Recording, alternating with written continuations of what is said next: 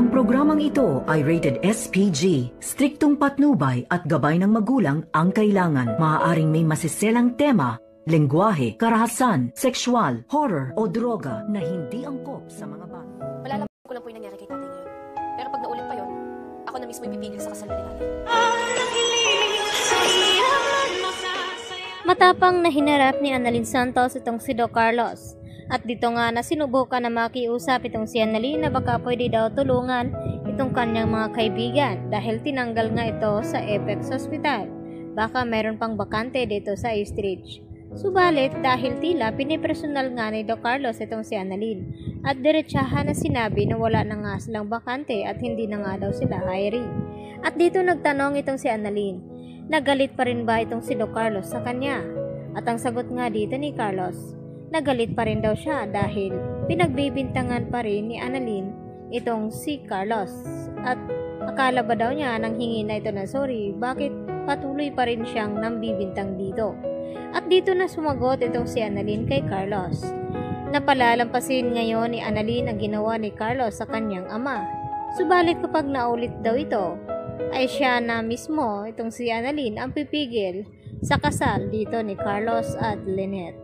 At tumayo nga itong si Carlos at nagbanta dito kay Annalyn na hindi daw o na wala daw makakapigil kahit si Moira at RJ at lalong-lalo na itong si Annalyn. Dahil iilang araw na lamang ay magiging Mrs. Benetes na nga daw itong si Lynette at diretsahan na iniwan ni Carlos itong si Annalyn. Samantala, pinuntahan agad ni Carlos itong si Lynette upang yayain na magmerienda at tila hindi nga mapakali itong si Lynette at napansin ito ni Carlos. At dito na nga niya na sinabi na kung pwede silang mag-usap dalawa dahil may gumugulo nga sa isipan ni Lynette. At diretsahan na tinanong itong si Carlos na kung wala bang talaga siyang kinalaman dito kay RJ sa nangyari dahil kilala daw ni Lynette ang kanyang anak. Ni minsan ay hindi daw ito nagsisinungaling sa kanya. At dito nga na tila na misinterpret ni Carlos ang mga katanungan dito ni Lynette. Kaya agad-agad ay nagpasya itong si Carlos na mas mabuti na lang daw na wag nang ituloy ang kasal at maghiwalay na sila at tapusin na nga ang kanilang relasyon. At agad naman na nagulat at namigla itong si Lynette. At maya-maya nga ay bigla namang nag-back out itong si Carlos dito kay Lynette. At nakita ito ni Zoe sa hallway na naglalakad itong si Carlos at agad niyang hinila dahil gusto niya itong makausap dahil sa nangyari nga kay RJ. Kung itong si Carlos nga ang may gawa nito. At tinatanggi nga ito ni Carlos na hindi daw niya iyon gagawin. Subalit ay hindi nga naniniwala itong si Zoe na wag na daw itong mag-deny itong si Carlos dahil alam niya na siya nga gumawa nito. At habang nagtatalo nga ang dalawa ay hindi nga nila namalayan na dumating nga itong si Narsning.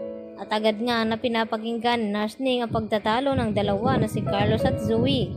At dito nga lahat na narinig ni Narsning ang pinag-usapan ng dalawa. At maya-maya nga nagulat itong si Narsning nang sampalin ni Carlos itong si Zoe. At hindi nga makahintay itong si Narsning at napatakbo at sabihin dito kay Annalyn. Ang nangyari nga dito kay Zoe na pinagbuhatan ng kamay ni Carlos. At nagtaka itong si Annalyn na kung bakit gagawin ni Carlos na sampalin nitong si Zoe. Anong karapatan nito? At malalaman na yan dahil mapipilitan na nga aminin ni Zoe at dito kay Narsning dito kay Annalyn na kaya nasampal itong si Zoe dahil sa hindi magandang sinasabi nito na walang kwenta itong kanyang tunay na ama na si Carlos. At dahil dito mangangamba agad itong si Carlos na tawagan itong si Moira at ipaalam na may nakaalam na nga sa kanilang sikreto at walang iba kundi itong si Annalyn. At nagbanta ito na isusumbong sila dito ni RJ at kay Lynette. At natakot naman itong si Zoe na baka mapalaya siya sa Apex at kamuhian siya ng kanyang amahin na si RJ. Kaya naman, agad na nagplano mga ito kung anong dapat gawin dito kay Annalyn. Yan ang ating abangan bukas sa Abot Kamay na Pangarap. Yan lang po at marami pong salamat.